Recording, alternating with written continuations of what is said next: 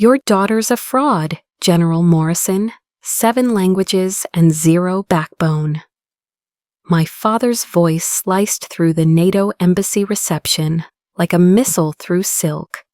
200 diplomats turned to stare as Colonel Richard Hayes clinked his champagne flute against the microphone, that practiced military smile, spreading across his face like oil on water.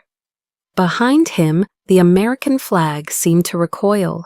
I stood frozen at the interpreter's podium, my security badge trembling against my chest.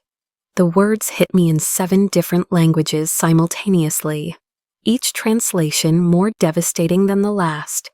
French, fraudeuse; Russian, moshenitsa; Arabic, martala. Every word I'd mastered became a weapon turned against me. 28 years old, ladies and gentlemen, he continued, gesturing toward me with his glass, champagne sloshing dangerously close to the rim. Chief interpreter for classified operations, or so she claims.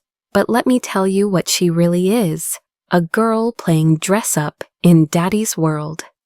The Italian ambassador's wife touched my elbow gently.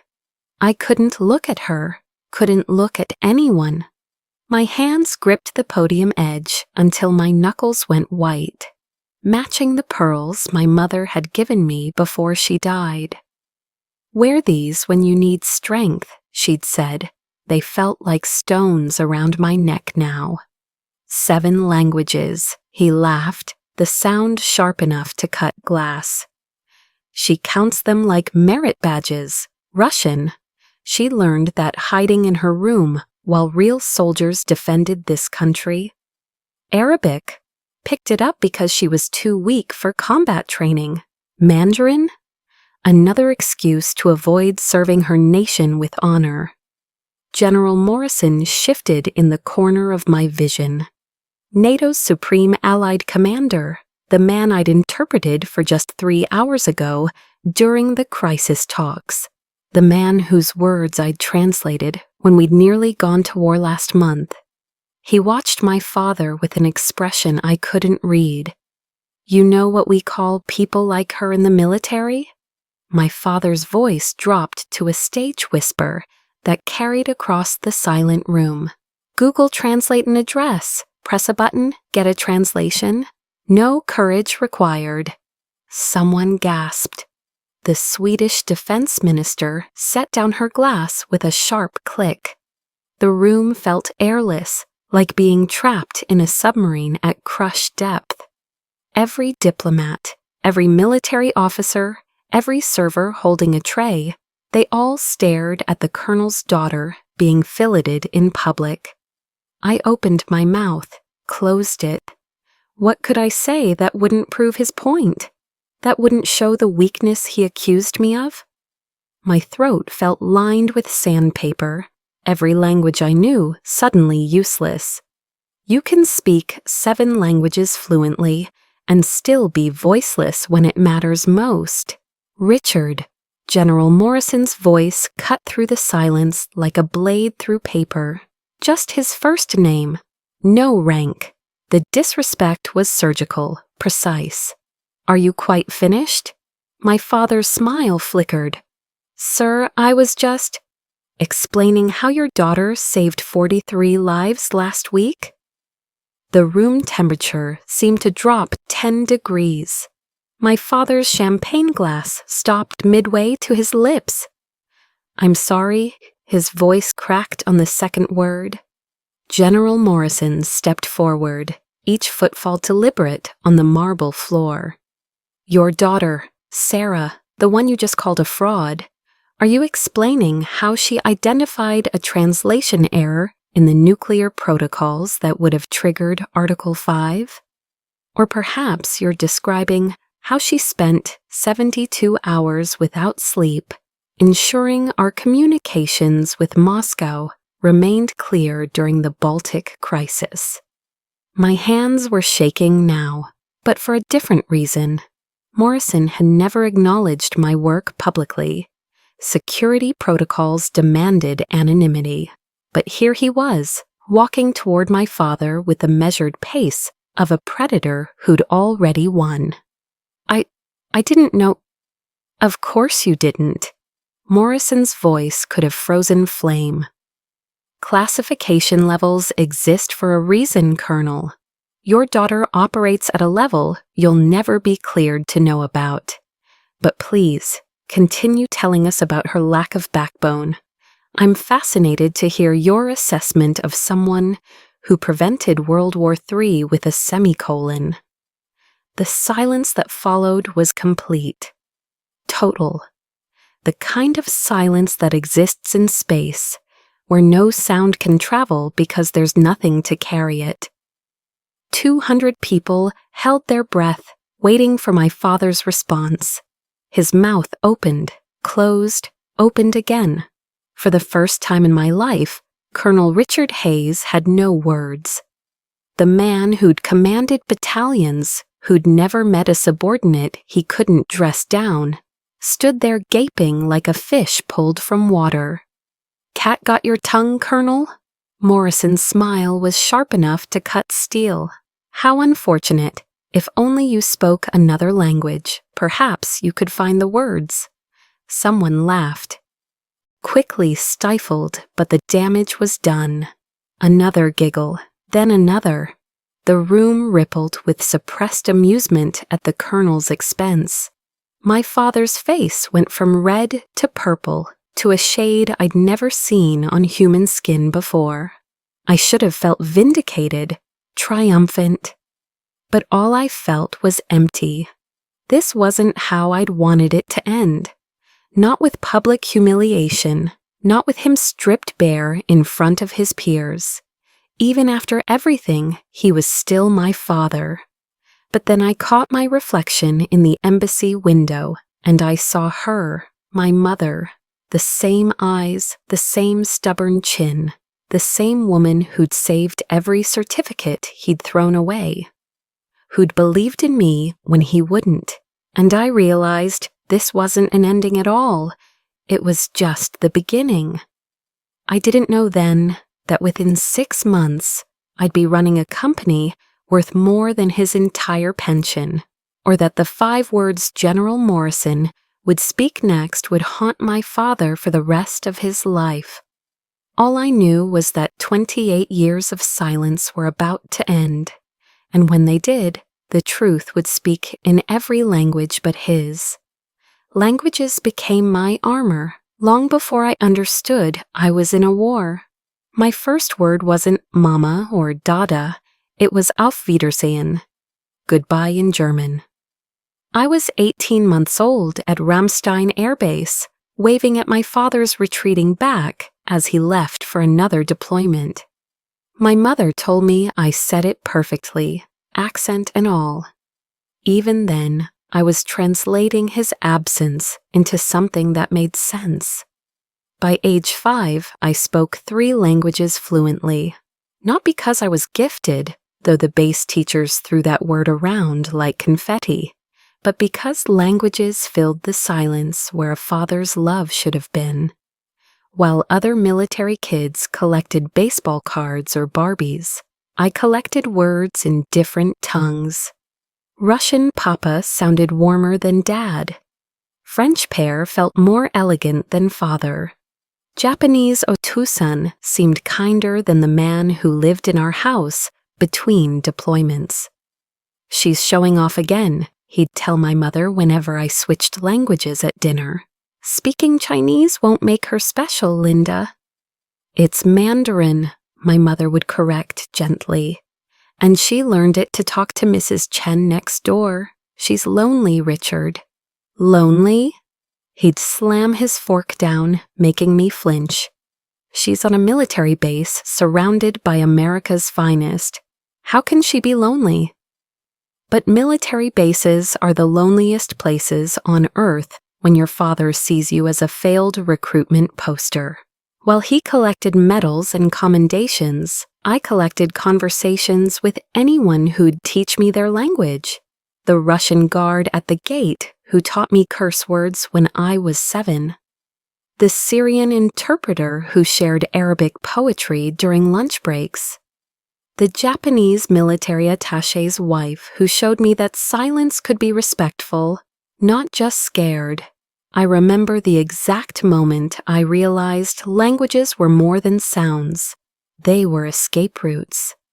December 13th, my 10th birthday. He'd promised to be there, swore on his bronze star he wouldn't miss another one. I'd learned how to say birthday in 6 languages by then, practiced happy birthday to me in each one, while watching the driveway through frosted windows. 6 hours late, no call, no explanation.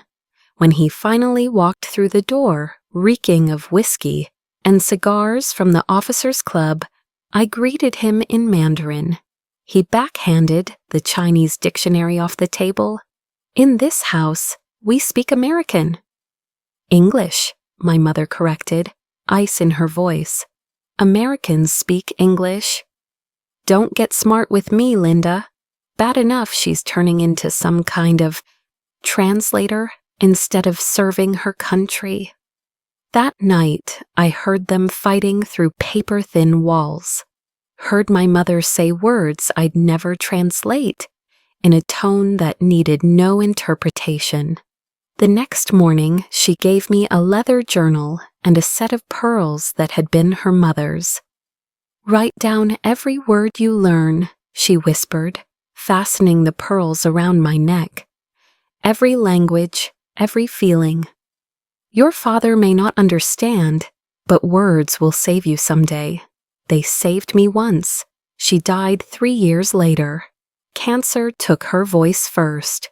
Cruel irony for a woman who'd defended mine. In her final days, I spoke to her in 7 languages, telling her I loved her in every way I knew how. She couldn't speak back, but her eyes said everything. My father gave the eulogy in English, just English, 20 minutes of masculine platitudes about duty and sacrifice, not one word about the woman who'd saved birthday cards in shoeboxes and pressed flowers in dictionaries. I delivered my own eulogy that night, alone in my room, in 7 languages he'd never understand. The rejection letters started when I was 16. Every language program I applied to somehow lost my application. Every exchange opportunity mysteriously fell through. It took me 2 years to realize he was sabotaging me, making calls to admissions officers, pulling rank and connections to keep me stateside and miserable. You belong at West Point, he'd say, tossing another rejection letter onto my desk.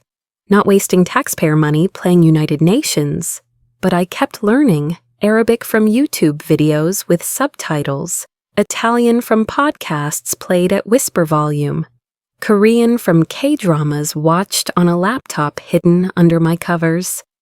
Each new language was a small revolution, a quiet fuck you to the man who thought English was enough to contain me. The night before I left for college, a state school he couldn't sabotage because I'd applied under my mother's maiden name, he found my journal. 7 languages worth of pain, annotated in margins with translations of every slight, every missed birthday, every time he'd chosen the military over me. This is what you've been doing. He held it like evidence in a court-martial. Writing about me in foreign languages like a coward? They're not foreign to me, I said, meeting his eyes for the first time in years. They're more familiar than you've ever been. He threw the journal in the fireplace, watched it burn with the satisfaction of a man who thought he was destroying rebellion. He didn't know I'd already uploaded every page to the cloud, backed up in 3 different countries' servers. You learn redundancy when your father teaches you that love is conditional and paper burns. You'll never amount to anything playing translator, he said as smoke filled the room. Real Americans don't need 7 languages. They need courage. I thought of my mother, silenced by cancer but still speaking through the pearls around my neck. Thought of every language I'd learned not to show off, but to survive. Thought of the Arabic proverb Mrs. Hassan taught me. The mouth that remains silent is the mouth that stays safe. You are right, I said, my voice steady in a way that surprised us both. Real Americans probably don't need 7 languages. I walked to the door, my acceptance letter hidden in my back pocket, my mother's pearls warm against my throat. But I'm not trying to be a real American, Dad. I'm trying to be a real person, and real people know that courage comes in more than one language. The last thing I said to him before college was goodbye. In German, auf Wiedersehen. The same first word I'd ever spoken. This time I meant it. I spent the next 10 years proving that sometimes the greatest act of courage is learning to say, I don't need your approval, in as many languages as possible. But first, I had to learn to say it in my own. The letter arrived at 9:47 a.m. on my 25th birthday.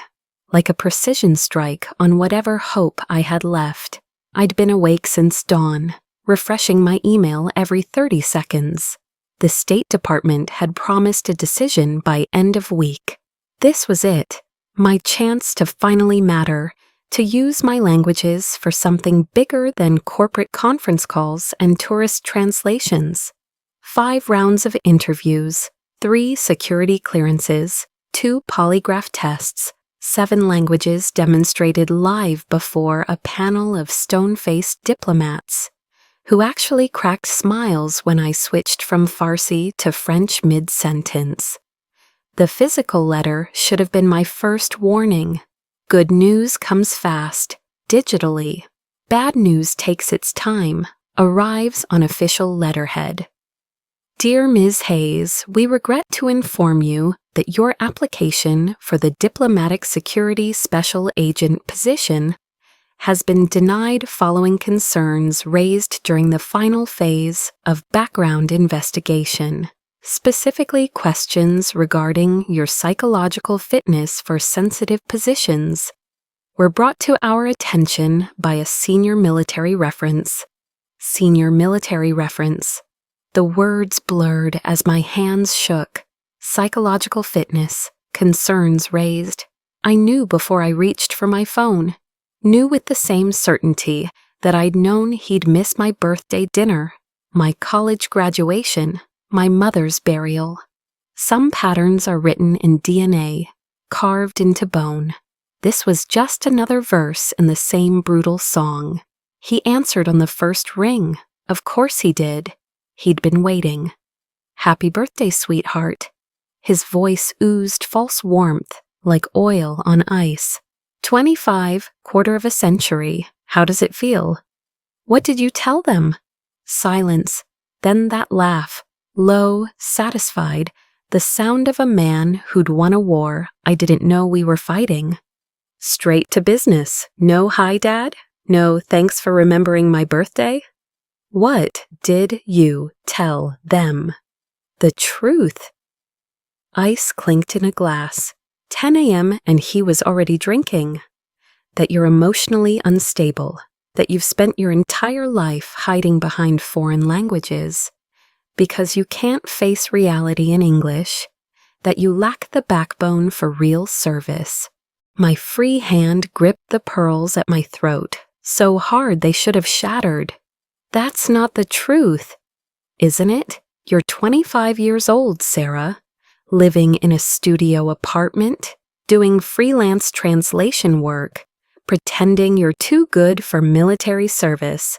They called me as your emergency contact. Asked if I thought you could handle state secrets. What was I supposed to say? You were supposed to say your daughter speaks 7 languages fluently. That she graduated summa cum laude, that she's been translating for NGOs in war zones since she was 22. Playing telephone for tree huggers isn't service. The mask slipped, revealing the rage underneath. It's cowardice dressed up as compassion. You think knowing how to order sushi in Japanese makes you special? You think translating for refugees matters more than carrying a weapon for your country? The room spun. 7 years of applications, of building a spotless record, of proving myself over and over, only to have him destroy it with a phone call. I saved lives in Syria, I whispered, translated for doctors. Anyone with Google could have done that job. You're not special, Sarah. You're just a girl who learned a party trick and thinks it makes her important. The pearls cut into my palm. I tasted copper and realized I'd bitten through my lip. Why? The word came out broken, more air than sound. Why do you hate me so much? Another pause. Ice clinked again. When he spoke, his voice had the measured cadence of a man who'd rehearsed this speech. I don't hate you. I'm disappointed in you. There's a difference. Your mother filled your head with this language nonsense, made you soft, useless. I tried to fix you, tried to guide you toward real service, but you insisted on this performance. So yes, when they called, I told them the truth, that you're not suited for positions of trust, that you crack under pressure, that you hide behind foreign words because you're too weak to face the world in American. English, I corrected automatically, my mother's ghost speaking through me. Americans speak English. And there it is. Satisfaction dripped through the phone. Can't even have a conversation without correcting me. You wonder why I told them you're unstable? You've spent 25 years trying to prove you're better than me. Well, congratulations, you're not. I hung up, dropped the phone like it was radioactive, stared at the letter until the words rearranged themselves into different languages. Regret became Pasar, became Sajalania, became Yihan. Every translation of rejection, none of them adequate for this betrayal. My laptop sat open on the coffee table, cursor blinking in an empty document. I'd been writing cover letters all week, more applications, more hope, more opportunities for him to destroy with a single phone call. I stood there for an hour, maybe 2. Time moves differently when your future evaporates. The birthday cake I'd bought myself, pathetic, melted on the counter.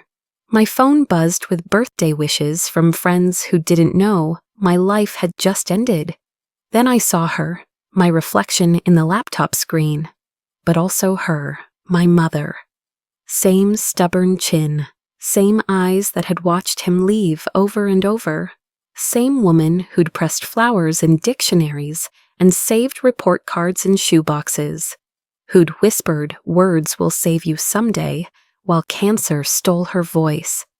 They saved me once. I opened a new browser tab, not for job applications, not for another program he could sabotage, for incorporation paperwork. If he wanted to lock every door, I'd build my own building. My fingers flew across the keyboard, muscle memory from years of typing in different scripts. LLC formation, business license, domain registration, LinguaLink Solutions, translation services for the digital age. No government clearances required, no background checks he could poison, no approval needed from colonels who thought courage only spoke English. By midnight, I'd incorporated in Delaware, set up a business bank account, and reached out to every NGO contact I'd made over the years. By dawn, I had my first client, a medical nonprofit needing Arabic translation for refugee intake forms. I worked 72 hours straight, fueled by rage and instant coffee, translated medical documents, legal papers, Love letters from soldiers to families who spoke different languages. Each word was a small revolution. Each completed project, a middle finger to the man who'd tried to bury me in English-only soil. The State Department letter still sat on my coffee table, official seal mocking me. I picked it up, held it to the light, watermarked, important, the kind of paper that was supposed to change lives. I fed it to my shredder, watching it turn into confetti. Then I typed an email to my father. Just one line, no subject. "Thank you for the motivation." His response came within minutes. "You'll be begging for my help within 6 months." I printed it out, pinned it above my desk like a war banner. 6 months. I'd show him what 7 languages and 0 backbone could build. But first, I had to learn the most important language of all, the dialect of success, spoken by those who rise from ashes they didn't choose to burn in. And that language, I would discover, had nothing to do with words at all. Sarah Hayes died on a Tuesday. Sarah Chen was born the same day, via a legal name change that cost $435 and took 20 minutes in a downtown courthouse. The judge, a tired woman who'd processed 1,000 identity transformations, didn't ask why I was taking my dead mother's maiden name. Just stamped the papers and called the next case. I walked out as someone my father wouldn't recognize in databases, on contracts, in the very world he thought he controlled. Chen, such a simple name. Common enough to be invisible, ethnic enough to be dismissed by men like him. In his world of metals and military precision, Sarah Chen was just another translator in the machine. Not the colonel's daughter, not the disappointment, just another pair of hands turning words from one language to another. The invisibility was intoxicating. My first major contract came 3 months after the name change. A defense contractor needed Mandarin translation for technical manuals. Overnight, confidential, requiring security clearance. The clearance I already had from my NGO work under my new name sailed through. They never connected Chen to Hayes. Why would they? I worked 20-hour days in my studio apartment, surrounded by monitors and dictionaries. Coffee became a food group. Sleep became optional. But every translated page felt like laying another brick in a fortress my father couldn't siege. The irony started small. I'd translate a document, see his unit mentioned in passing, then his name in meeting notes, then his direct reports. Within 6 months, I was translating classified briefings he attended, turning his words from English to Mandarin for partners he'd never know were reading his strategies through my eyes. He complained about translators in one report, called us necessary evils and security risks. I translated it perfectly, added a footnote about nuance in military terminology that made him look slightly incompetent, professional, accurate, devastating. But the real breakthrough came at month 7. "Ms. Chen," the voice on the phone was crisp, military. "This is Major Harrison from CENTCOM. We have an urgent situation requiring immediate Arabic translation, highest classification level. Can you be in Tampa in 4 hours?" I was on a plane in 2. The crisis was delicate. Miscommunication between U.S. forces and Iraqi intelligence that could have sparked an international incident. I spent 48 hours in a windowless room, translating in real time as generals shouted and diplomats sweated. My father's boss was there, his boss's boss, men whose names I'd only seen in classified documents I wasn't supposed to have access to. Hour 36 running on adrenaline and power bars, I caught it. a single word mistranslated in the initial intel report. Not by me, by whoever had done the first pass. In Arabic, the difference between will attack and might attack can hide in a single diacritical mark. The entire crisis was built on a misplaced dot. "Stop," I said, my voice cutting through 5 arguing generals. "Everyone stop." The room froze. You don't interrupt stars and eagles. You especially don't interrupt them if you're a 20-something woman they've never seen before. "The intel is wrong." I pulled up the original document on the screen, highlighted the word. "This says might consider attacking if provoked, not will attack at dawn. Look." I traced the Arabic with my finger, explaining the grammatical nuance that changed everything. Silence. Then Major Harrison. "Are you certain?"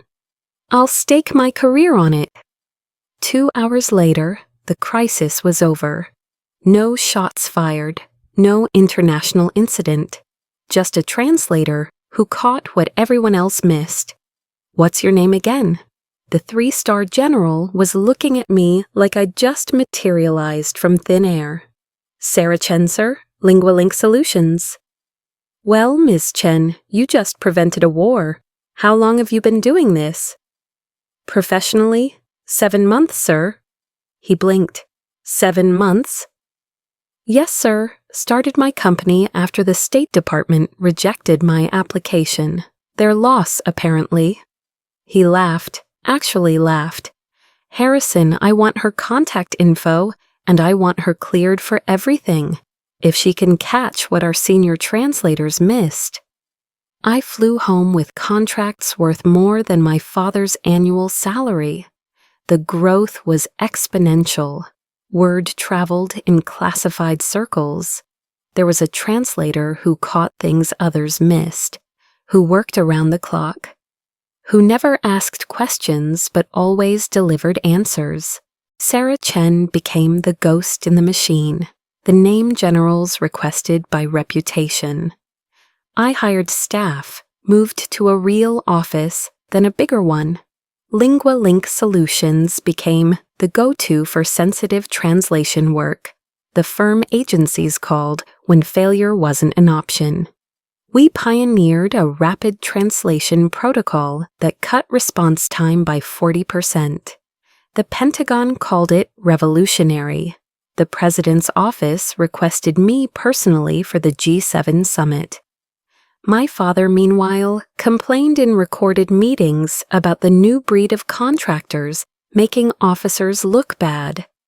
I translated those complaints for international partners, maintaining perfect professional neutrality. The beautiful part? He trained me for this. All those years of emotional warfare taught me to compartmentalize, to hide in plain sight, to show no reaction when his name crossed my desk. He created the perfect shadow operative. He just never meant to. The closest call came 18 months in. A joint NATO briefing where translators worked in soundproof booths overlooking the main conference room. I was translating for the French delegation when he walked in, chest heavy with medals, that familiar strut of assumed importance. My hands didn't shake. My voice didn't waver. I translated his presentation flawlessly while he stood 20 feet away, never knowing his disappointment of a daughter was the reason the French understood his strategic incompetence so clearly. During the break, General Morrison found me in the booth. "Exceptional work as always, Ms. Chen." He paused, studying me. "Have we met before? You seem familiar." My heart stopped, but my face stayed neutral, another skill, courtesy of Colonel Hayes. "I have one of those faces, sir. Generic translator syndrome." He laughed. "Hardly generic. You're the one who prevented the Baghdad incident, aren't you?" "Among other things, sir." "Well, keep up the good work." "Oh, and Chen?" He turned at the door. "That protocol you developed? It's being implemented across all NATO operations. Thought you should know. I waited until he left to exhale, to touch my mother's pearls, hidden under my high-necked blouse, to smile at the cosmic joke of it all. My father stood below, lecturing about communication protocols, never knowing his daughter had just revolutionized them, never knowing Sarah Chen had a higher security clearance than Colonel Hayes, never knowing the woman he'd tried to bury had instead planted herself at the heart of the machine he worshipped. 3 years, that's how long I stayed in the shadows. 3 years of building an empire in silence, of watching him through one-way glass, of translating his words while he remained monolingual in his arrogance. But shadows can only grow so long before they eclipse the sun. And when the time came for Sarah Chen and Sarah Hayes to become the same person again, it wouldn't be in a cramped studio apartment or a courthouse. It would be in front of 200 diplomats, with 5 words that would echo in every language but his. The embassy reception was pure coincidence, or fate, if you believe in that sort of thing. I'd been Sarah Chen for 3 years, invisible and invaluable. But that night, I was there as General Morrison's personal interpreter for the retirement ceremony, his final NATO event before heading the Joint Chiefs. The universe has a sense of humor, scheduling my father's retirement party for the same evening. I almost refused the assignment when I saw his name on the guest list. Almost. But Sarah Chen didn't know Colonel Hayes. She was just another contractor, another face in the crowd of professionals who made the military machine run. My hair was different, shorter, darker, glasses instead of contacts. 3 years of Chunggong success had changed my posture, my presence. I walked like someone who mattered because I finally did. Still, when I entered the reception hall and saw him holding court near the bar, my step faltered. He looked older, grayer. The medals on his chest seemed heavier, like they were pulling him toward the ground. But that laugh, God, that laugh hadn't changed. Still sharp enough to wound from across a room. Ms. Chen, General Morrison appeared at my elbow. Ready to begin? I nodded, following him to the podium. Professional, calm. Just another Thursday, translating for the most powerful military officer in NATO. Nothing to do with the colonel by the bar who'd tried to destroy me. Morrison's speech was eloquent, French to open, acknowledging our allies. I translated seamlessly, my voice carrying through the room's speakers. That's when my father noticed, not me, the voice. His head turned, searching for the source. Our eyes met across 200 people. Recognition hit him like a physical blow. His champagne glass stopped halfway to his mouth. I saw his lips form my name, my real name, the name he'd tried to bury. I kept translating, professional, perfect. Every word crystal clear, as Morrison switched between languages, showing off the diplomatic unity I helped facilitate. My father pushed through the crowd, his face cycling through confusion, disbelief, rage. He reached the podium just as Morrison finished. Sarah? The word came out strangled. How are you? Colonel Hayes. Morrison's voice cut through his confusion. I see you've noticed my interpreter. Miss Chen is exceptional, isn't she? My father's face went red. That's not her name. That's my daughter, Sarah Hayes. Chen, I corrected quietly. I legally changed it 3 years ago. You. He looked between Morrison and me, pieces clicking together. You're the Chen, the translator everyone's been, the one who prevented World War III last month. Morrison's voice was conversational, but his eyes were steel. Yes, that's her, though I doubt you knew that, given your speech earlier. And there it was, the moment I'd visualized 1,000 times but never expected. My father, speechless, the room watching, Morrison knowing exactly what he was doing. Your speech, Colonel, Morrison continued, each word deliberate. Where you called her a fraud, 7 languages and 0 backbone, I believe you said? Someone gasped. The Swedish defense minister, she remembered. Others began to murmur, piecing together the family drama unfolding before them. I didn't know. Of course you didn't. Morrison stepped closer. Classification levels exist for a reason. But since you chose to make this public, let me share some unclassified facts. Your daughter, Ms. Chen, has personally prevented 3 international incidents in the last year alone. She's revolutionized NATO translation protocols. She's saved more lives with her languages than most soldiers do with weapons. My father's mouth opened and closed. No words came. The Baghdad incident, Morrison pressed on. That was her. The Baltic crisis, her again. The nuclear protocol error that would have triggered Article 5, she caught it after 72 hours without sleep, while your real soldiers were ready to start a war over a misplaced diacritical mark. The room was silent now, completely. Even the servers had stopped moving. But please, Morrison's voice dripped acid disguised as politeness. Continue telling us about her lack of backbone. I'm fascinated to hear your assessment of someone who's done more for international security than most people in this room combined. My father's face had gone from red to purple to a shade I'd never seen before. His metals seemed to shrink against his chest. Around us, 200 faces watched a colonel get dressed down by a general, watched a father realize his daughter had eclipsed him entirely. He tried again. Nothing. Morrison smiled then, not kindly. Cat got your tongue, Colonel? How unfortunate. If only you spoke another language, perhaps you could find the words. Nervous laughter rippled through the crowd.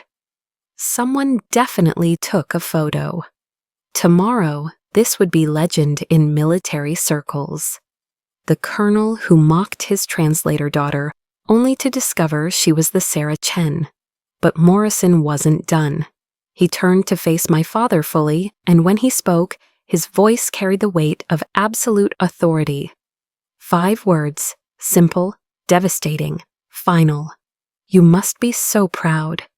The silence that followed was complete, biblical, the kind of silence that exists at ground zero after detonation. My father stood there, trapped between the truth and the lie. If he said yes, he admitted to lying earlier. If he said no, he revealed himself as the kind of man who could hate his own daughter's success. His mouth moved, no sound emerged. I asked you a question, Colonel. Morrison's voice was soft now, dangerous. Are you proud of your daughter? The word, when it finally came, was barely a whisper. Yes. I'm sorry? Morrison cupped his ear theatrically. We couldn't hear you. Yes, louder now. My father's voice cracked on the single syllable. I'm proud. Of? My daughter. Your daughter who what? Each question was another twist of the knife. Morrison was giving him a chance at redemption, but making him pay for it publicly. My father's face crumbled with each word. My daughter who saved lives, who prevented wars, who... He looked at me then, really looked at me for the first time in 20 years. Who became everything I said she couldn't. The room exhaled collectively. Some people clapped, awkwardly, uncertainly. This wasn't how military retirement parties usually went. Morrison nodded once, satisfied. Remember that, Colonel. Remember it every time you think courage only speaks one language. He turned to me. Ms. Chen, shall we continue? I believe the Italian delegation is waiting for translation. I nodded, returned to the podium. Professional, calm. But as I began translating Italian to English, I caught my reflection in the embassy window. Same stubborn chin, same eyes that had watched him leave over and over. But this time I wasn't the one left behind. This time he was. The greatest power isn't in the words we speak. It's in knowing when silence says everything that needs to be said. And that night, my silence spoke louder than 7 languages combined. I didn't wait for the applause to die. While 200 guests processed what they'd just witnessed, I straightened my interpreter badge, nodded respectfully to General Morrison, and walked to the podium. My hands were steady. My voice, when it came, was clear as crystal. Ladies and gentlemen, before we continue with the evening's program, I'd like to take a moment to honor all those who serve, in every capacity, in every language. I began in English, thanking the Assembly for their service, then French, expressing gratitude for international cooperation, Russian, acknowledging the complexity of modern diplomacy, Arabic, praising those who bridge cultures, Mandarin, honoring the translators who work in shadows, Spanish, celebrating the unsung heroes of communication, Italian, recognizing that courage speaks many tongues, 7 languages flowing seamlessly, each transition smooth as silk. The Swedish defense minister wiped her eyes. Several ambassadors nodded approval. My father stood frozen where Morrison had left him, watching his daughter do what he'd called a party trick, with the precision of a concert pianist. Then I switched to the 8th language, American Sign Language. My hands moved deliberately, clearly. Most of the room wouldn't understand, but a few would. The deaf liaison from the German embassy, the special forces operators who used tactical sign, and anyone who bothered to ask later what I'd said.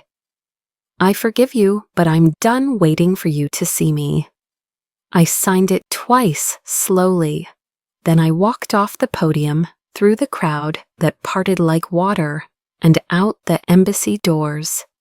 The valet had my car waiting. I'd learned to always park strategically. Another lesson from a childhood of quick exits. But I wasn't running this time. This was a departure, not an escape. My phone exploded before I reached the highway. 17 calls from a number I hadn't seen in 3 years. Colonel Richard Hayes, learning what it felt like to be left behind. I pulled over at a rest stop, listened to one voicemail. Sarah, please, we need to talk. I never knew. Jesus Christ, you prevented a war?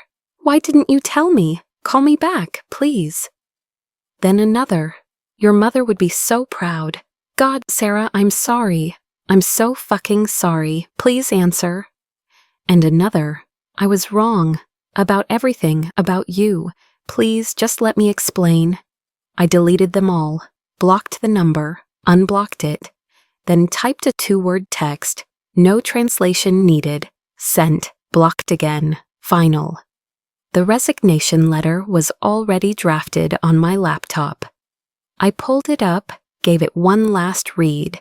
General Morrison, it has been the honor of my career to serve as your interpreter. However, I believe my services are no longer required in their current capacity. You've given me something invaluable tonight, closure. For that, I'm forever grateful. A Silicon Valley firm has offered me a position developing AI translation systems. The future of breaking down language barriers lies in technology, and I intend to be at the forefront. My deputy, James Park, is fully qualified to assume my responsibilities.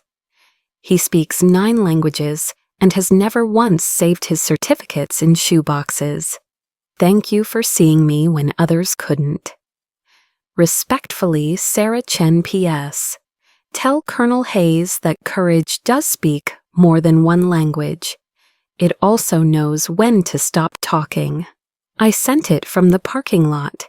Morrison's response came within minutes. Understood. Go change the world, Chen. Just remember, some bridges are meant to be built, not burned. Your mother would want you to know that. My hand found the pearls at my throat. He was right, of course. But some bridges, once crossed, are better left in the rearview mirror.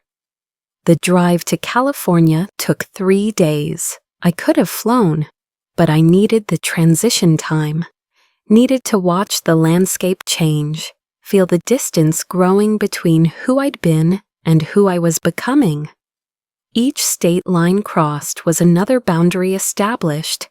I'd accepted the tech position months earlier, waiting for the right moment to leave. They wanted me to lead their language AI development, teaching machines what I'd learned from pain.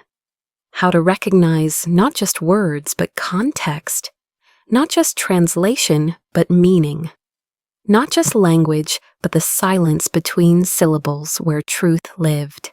The money was irrelevant, though it was triple my government contracts. What mattered was the mission, building technology that would make human translators obsolete, not out of spite, but out of hope. Because maybe if machines handled the words, humans could focus on understanding. My new apartment overlooked the bay, floor-to-ceiling windows that caught the sunset in 3 different shades of gold.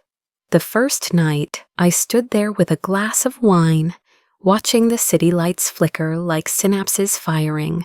My phone buzzed, a California number I didn't recognize. I almost didn't answer, but curiosity won. Ms. Chen, this is Linda Morrison, the General's wife. My heart stopped. Mrs. Morrison? I wanted to call personally to thank you. Her voice was warm, maternal. Robert told me what happened tonight. What's been happening? Your father. Respectfully, I'd prefer not to. I know I'm not calling about him. I'm calling about her, your mother. The wine glass trembled in my hand. You knew my mother?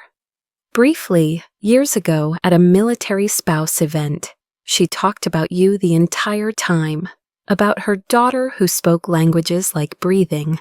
She gave me a bookmark, hand-embroidered with "Words will save you" in 7 languages. I still have it.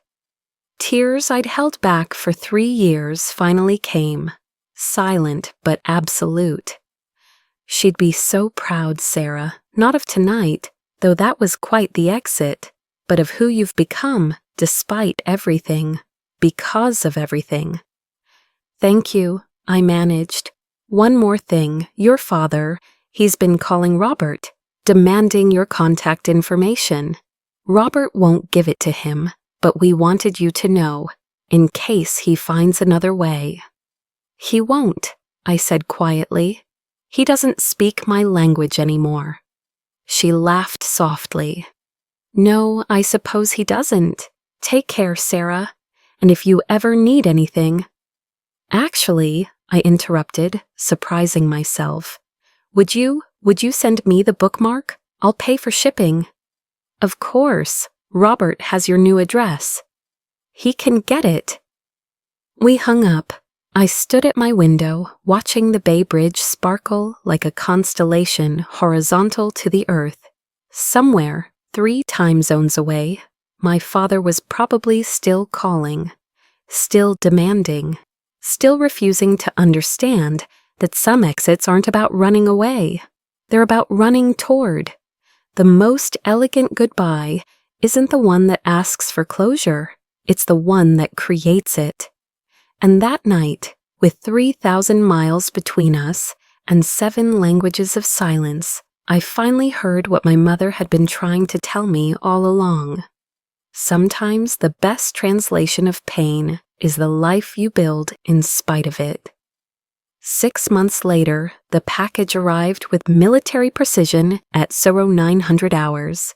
I'd been up since dawn, coding. My AI had just successfully translated its first medical journal from Mandarin to Arabic to English without losing clinical accuracy. We were months away from launch, but already hospitals were calling. Refugee organizations were interested.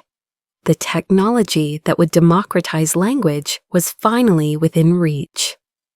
The doorbell pulled me from my screens. A FedEx driver stood there with a box covered in military postage stamps, fragile stickers in 3 languages. I knew before I opened it. Inside, wrapped in tissue paper that smelled like his study, cigars and disappointment, were my childhood language certificates. Every single one. The Russian proficiency test from age 9, the Arabic certification from 13, the Mandarin competition medal from 16. Papers I'd watched him throw in the trash, somehow pristine, preserved in plastic sleeves. The note was in his handwriting, shakier than I remembered. "Sarah, your mother saved them. Everyone." I found them in her closet, in a box labeled Sarah's Treasures. She kept what I threw away. She always saw what I couldn't. "I've been seeing a therapist. Dr. Williams says I have emotional translation issues. Can't convert what I feel into words that match. Ironic, isn't it? My daughter speaks 7 languages, and I can't even speak one properly when it matters. I won't ask for forgiveness. Words won't undo years. But I wanted you to have these. Proof that someone believed in you even when I didn't. Your AI project was mentioned in the Pentagon briefing last week. They say it could save thousands of lives. Of course it will. You've been saving lives all along. I was just too monolingual to notice. Dad, P.S. General Morrison gave me your office address, not your home. I understand why. Boundaries are just another language I need to learn. I held the certificates up to the California light. Each one a small rebellion, a tiny victory my mother had secretly archived. Under the stack, I found something else, a photo. My mother and me at my first language competition. She was beaming. I was 7, holding a certificate for Most Promising Young Linguist. On the back, in her handwriting, my daughter will build bridges with words. The tears came then, not for him, but for her. For the woman who'd saved what he'd discarded, who'd believed when he'd doubted, who'd whispered prophecies in hospital rooms that were finally coming true. I walked to my home office, looked at the wall of achievements. Letters from refugees whose asylum cases succeeded because of accurate translation. Medals from foreign governments. A framed email from the president thanking me for service beyond words. Next to them all, I hung that first certificate. Most Promising Young Linguist. Promise kept. My phone buzzed. An unknown number with a Virginia area code. I almost declined, then recognized the prefix, Walter Reed Medical Center. "Miss Chen, this is Dr. Williams. I'm your father's therapist." My throat closed. He's fine, physically. I'm calling because this is irregular, but he's written you letters as part of his therapy, hundreds of them. He won't send them. Says he lost the right to your attention, but I thought you should know they exist. What do they say? A pause. They're apologies, mostly, in English, but last week, he started trying to write them in other languages. Google Translate, I think. They're terrible grammatically, but he's trying to speak your language, literally. I sank into my desk chair. Why are you telling me this? Because healing shouldn't be monolingual, Ms. Chen, and because sometimes the most profound translations are the ones we attempt, not the ones we perfect. After she hung up, I sat in the gathering dusk, surrounded by the evidence of a life built on linguistic precision. But maybe Dr. Williams was right. Maybe the broken grammar of attempted apology meant more than perfect syntax. I opened my laptop, created a new email, typed one line, "The certificates arrived safely. Thank you for preserving what mattered." I stared at it for an hour, added another line. "Mom would want you to know, bridges can be built from both sides, but only if both people are willing to meet in the middle. Sent." His response came within minutes. "I'm learning, slowly, in every language." I didn't reply, not yet. Some conversations need silence to ferment, time to translate into possibility. But I saved his email in a folder labeled Pending Translation. The next morning, I stood before 200 tech investors, presenting my AI in 7 languages. The technology that would help refugees navigate asylum systems. That would let doctors save lives across language barriers. That would make the world smaller, one word at a time. Language, I concluded, switching back to English, isn't about perfect translation. It's about imperfect understanding. It's about trying to reach someone despite the barriers. It's about building bridges even when, especially when, we don't speak the same tongue. The funding came through that afternoon, $50 million to build bridges. My father never thought possible. That night, I stood at my window, city lights painting promises on the bay. I thought about my mother, saving certificates in shoe boxes, about my father, attempting apologies in broken Arabic, about General Morrison's 5 words that changed everything, about the pearls at my throat that had witnessed it all. Success, I realized, isn't about proving others wrong. It's about proving yourself right. And dignity isn't about never falling. It's about choosing how you rise. I opened the Pending Translation folder, started typing, "Dad, I'm building an AI that teaches empathy through language. It learns that tone matters more than words, that silence speaks volumes, that sometimes I'm sorry needs no translation. Maybe you'd like to beta test it. Consider it a bridge." S. My mother was right. Words do save you, but only if you're brave enough to speak them. Only if you're strong enough to hear them. Only if you're wise enough to know that some things, love, pain, forgiveness, transcend language entirely. The greatest revenge isn't watching someone suffer. It's succeeding so completely that their opinion becomes irrelevant. It's building a life so full that the empty spaces they left become architecture. It's learning that the opposite of silence isn't sound, it's understanding. And sometimes, just sometimes, it's offering to teach the man who tried to silence you how to finally, truly speak. A message from Refined Revenge. If this story resonated with you, remember, your greatest revenge is your success. Have you ever risen above someone who tried to diminish you? Built something beautiful from the ashes of their doubt? Subscribe to Refined Revenge for more stories of elegant vindication and dignified triumph. Because the best revenge isn't served cold, it's served with such grace that they question why they ever doubted you. Drop A in the comments if you believe in building bridges, even when others burn them. And share your own story of refined revenge below. The most powerful one will be featured in our community spotlight. Remember, your worth isn't determined by who couldn't see it. It's proven by what you build in spite of them.